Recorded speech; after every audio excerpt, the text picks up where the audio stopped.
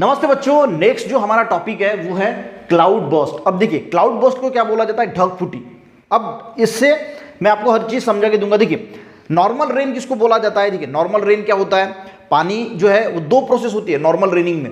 Evaporation यानी पानी जो होता है, जो हमारे लैंड में है, ओशन में है, वो इवेपोरेट होता है, उसके बाद ऊपर जाता है। देखिए, वो क्या होता है? इवेपोरेट होता है यानी हल्का होता है। वेपर, वाटर वेपर जो हल्की होती है, इसकी वजह से वो ऊपर जाती है, ऊपर गई। अब ऊपर का टेम्परेचर जैसे कम होता है तो वो कंडेंसेशन हो जाना शुरू होता है, यानी ये जो वाटर वेपर है ये गैसेस फॉर्म में थी, ये लिक्विड फॉर्म में कन्वर्ट होना शुरू हो जाती है जब ये कंडेंसेशन होती है। ठीक है, तो एक हो गया इवेपोरेशन प्रोसेस और एक हो गया कंडेंसेशन प्रोसेस। तो ये जब ऊपर जाती है तो ठंडी होती है और फिर पानी जो है वो ग्रेविटेशनल फोर्स की वजह से नीचे आता है, तो हम उसको रेनिंग बोलते हैं।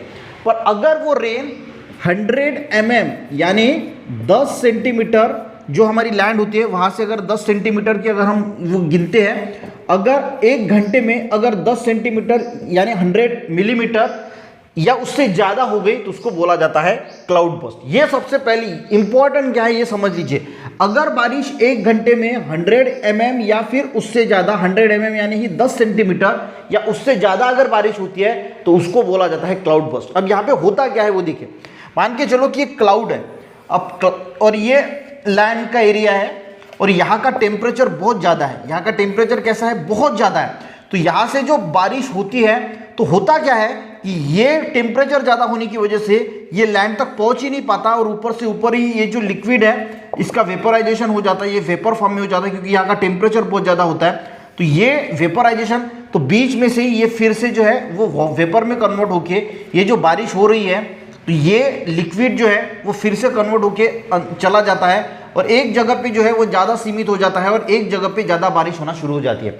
यानी वो जो रेन है वो धरती तक पहुंच ही नहीं पाता, बीच में से उसका वेपर फॉर्म होके ये यहाँ पे जमा हो जाता है और ये इतना जमा हो जाता है, इतना जमा हो जाता है कि वहाँ पे फिर एक जगह पे स्पेसिफिक एक जगह पे बहुत पूरा का पूरा जो क्लाउड है वो एक जगह पे बारिश गिर जाती है और उसकी वजह से एक जगह पे 100 mm से ज़्यादा एक घंटे में बारिश हो जाती है और उसी को बोला जाता है क्लाउड बर्स्ट, यानी उसको ढग फुटी बोला जाता है। आपको पता होगा कि मुंबई में एक बार 2005 में आपके बुक में दिया है, 2005 में जो है अगस्त 2005 में ऐसी बारिश हुई थी और लद्दाख में भी 2010 में ऐसी बारिश हुई थी। तो पूरा मुंबई जो है वो पानी में जो है वो डूब गया था। ठीक है, तो उसको क्या बोला जाता है? उसको बोला जाता है क्लाउड बर्स्ट। मैं एक बार पढ़ता हूँ ताकि आपको अच्छी तरीके से ये समझ में आएगा।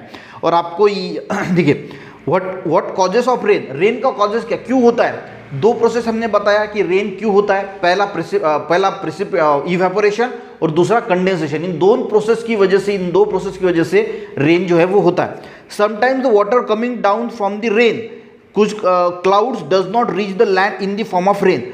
जो पानी क्लाउड से आ रहा है वो लैंड तक पहुंच ही नहीं पाता, instead due to very high temperature near the land, और लैंड के यहाँ पे बहुत ज़्यादा टेम्परेचर होने की वजह से it vaporize and goes back to the cloud.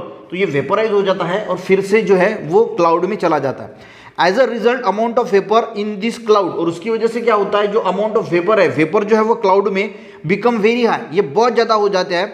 And due to rapid condensation, और जल्दी कंडेंस हो जाते हैं, ठंडे हो जाते हैं। And rain suddenly over a specific and small region, और पानी जो है वो एक स्पेसिफिक रीजन में यानी एक स्पेसिफिक एरिया पे बहुत ज़्यादा बारिश हो जाती है। सबसे इंपॉर्टेंट क्या है, at a rate of 100 mm per hour और मोर, यानी जो बारिश होती है वो 100 mm पर आवर, यानी एक घंटे में अगर 100 mm बारिश हो रही है या उससे ज़्यादा हो रही है तो उसको बोला जाता है क्लाउड बर्स्ट। तो आपको सबसे मेन यहाँ पे चीज़ क्या है, 100 mm का जो मेन चीज़ है वो है 100 mm, ये सबसे मेन चीज़ है। अगर बारिश एक घंटे में 100 mm यानी 10 सेंटीमीटर या उससे ज़्यादा अगर बारिश होती है एक घंटे में तो उसको बोला जाता है क्लाउड बर्स्ट। समझ में आ गया?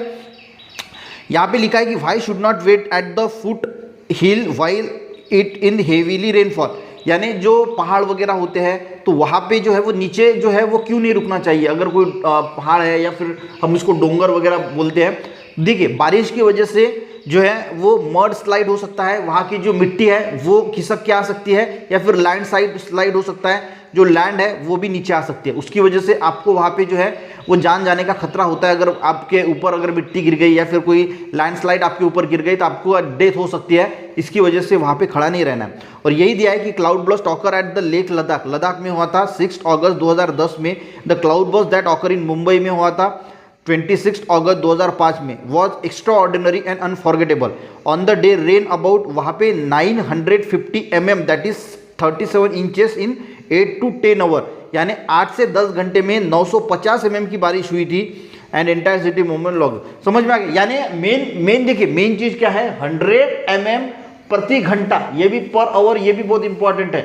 या उससे ज़्यादा अगर बारिश होती है तो उसको क्या बोला जाता है, क्लाउड बर्स्ट। कैसे होता है वो भी हमने देखा कि पानी जो है वो क्लाउड का पानी ज़मीन तक आता ही नहीं, हाई टेम्परेचर की वजह से बीच में से वो वेपर फॉर्म में हो जाता है और क्लाउड में एक जगह पे जमा होता है, रैपिड कंडेंसेशन होता है और उसकी वजह से एक जगह पे वो पूरा का पूरा क्लाउड जो है वो बारिश बहुत ज़्यादा हो जाती है, उसको क्लाउड बर्स्ट जो है वो बोला जाता है। वीडियो अच्छा लगे, समझ में आए, एक लाइक जरूर करना, अपने दोस्तों को भी शेयर करना। चैनल पे बच्चों नए हैं जरूर सब्सक्राइब करना। मिलते हैं नेक्स्ट वीडियो में, तब तक के लिए जय हिंद।